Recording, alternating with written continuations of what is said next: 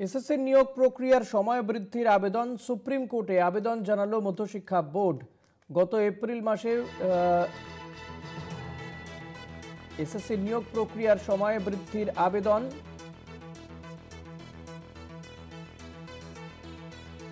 Supreme কোর্টে আবেদন করা হয়েছে বলে জানা যাচ্ছে। মধ্যশিক্ষা পর্ষদ এই আবেদন করেছে।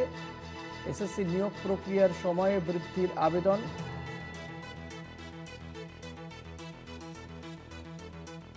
জানালো মধ্যশিক্ষা পর্ষদ। এসএসসি নিয়োগ প্রক্রিয়ার সময় বৃদ্ধির আবেদন সুপ্রিম কোর্টে আবেদন জানালো মধ্যশিক্ষা পর্ষদ। গত এপ্রিল মাসে সুপ্রিম কোর্টের নির্দেশ ছিল 31শে ডিসেম্বরের মধ্যে নিয়োগ প্রক্রিয়া সম্পন্ন করতে হবে।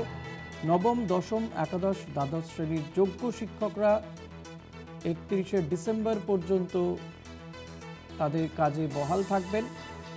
এবার এসএসসি নিয়োগ প্রক্রিয়ার সময় বৃদ্ধি করার আবেদন জানালো মধ্যশিক্ষা পর্ষদ। পীযূষ কান্তি নাগ রয়েছেন আমার সঙ্গে। পীযূষ, কি জানা যাচ্ছে বিষয়ে?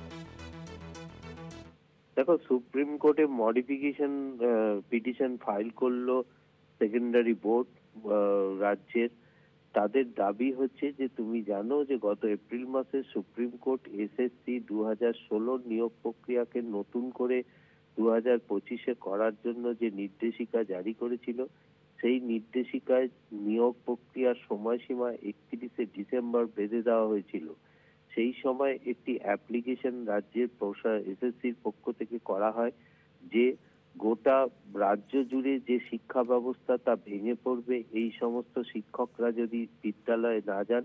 সেই সময় সুপ্রিম কোর্ট একটি নির্দেশিকা জারি করেছিল যে নবম, দশম, একাদশ, দ্বাদশ শ্রেণীর যে সমস্ত যোগ্য শিক্ষকরা রয়েছেন তারা 31শে ডিসেম্বর পর্যন্ত তাদের কাজে বহাল থাকবে।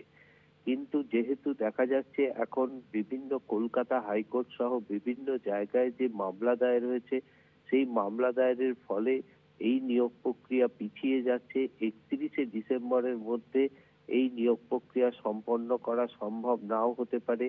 সেই বিষয়টি মাথায় রেখে সুপ্রিম কোর্টে মডিফাই পিটিশন দায়ের করলো সেকেন্ডারি বোর্ড।